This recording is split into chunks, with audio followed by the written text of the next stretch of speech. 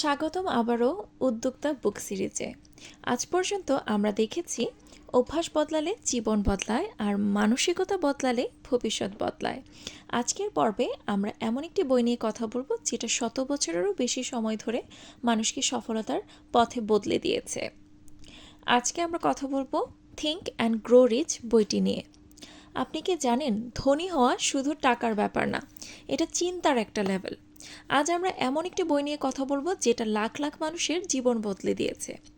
মূল শিক্ষা, ডিজায়ার। প্রবল ইচ্ছাই শুরু। সফলতা শুরু হয় একটা জ্বলন্ত ইচ্ছা থেকে, যেটা আপনি শুধু চান না, বরং যেটা পাওয়ার জন্য আপনি যে কোনো কিছু করতে প্রস্তুত। ফেইথ, নিজের উপর বিশ্বাস। আপনি যদি নিজের উপর বিশ্বাস না রাখেন তাহলে পৃথিবীর কেউ আপনাকে সফল করতে পারবে না। যা বিশ্বাস করবেন সেটাই বাস্তবে রূপ দিতে শুরু করবেন।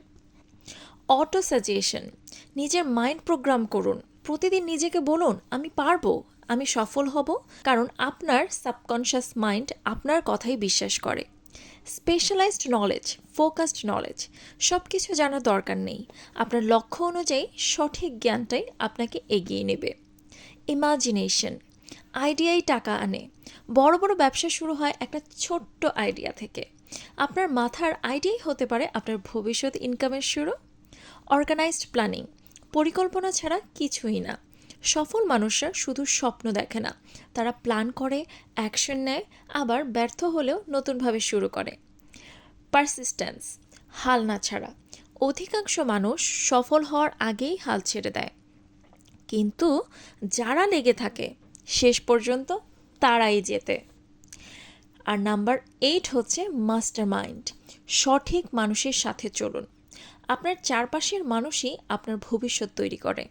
সফল হতে চাইলে সফল চিন্তার মানুষের সাথেই থাকুন। মনে রাখবেন, আপনি যা ভাবেন আপনি সেটাই হয়ে ওঠেন।